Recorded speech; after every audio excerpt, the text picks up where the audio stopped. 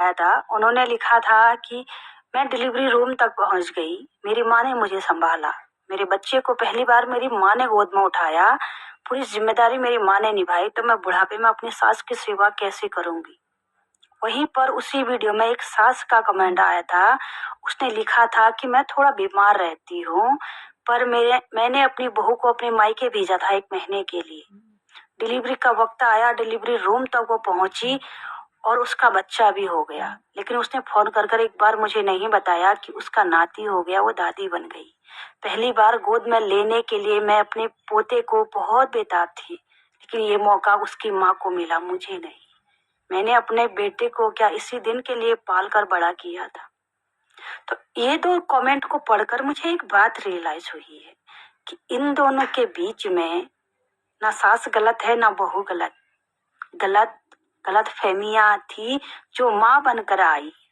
माँ को एक बेटी के बच्चे को पहली बार गोद में लेने का अधिकार नहीं है, दादी को था, लेकिन माँ ने फोन करके उसके सास को बताना चाहिए था, पर नहीं बताया।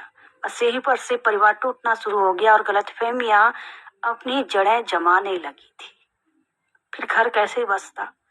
तो मैं एक बात कहना चाहती हूँ अपने वीडियो के माध्यम से कि जितने भी घरों में बेटियों का जन्म होता है ना, उस माँ को एक बात ध्यान में रखना चाहिए अपनी बेटी की शादी करने से पहले कि जब बेटी को विदा करते हैं तो उस वक्त बेटी से थोड़ा मोह कम कर ले।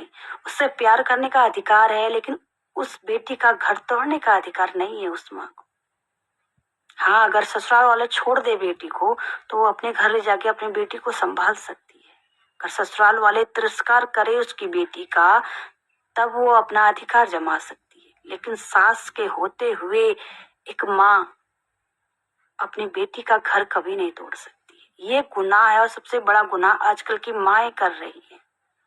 मैं यही कहना चाहती हूँ कि प्यार करना अपने बच्चों से हर माँ का अधिकार है, लेकिन उनका भविष्य, उनका घर तोड़ना किसी भी माँ का कोई अधिकार नहीं है। एक बहू का कमेंट आया था, उन्होंने लिखा था कि मैं डिलीवरी रूम तक पहुंच गई, मेरी माँ ने।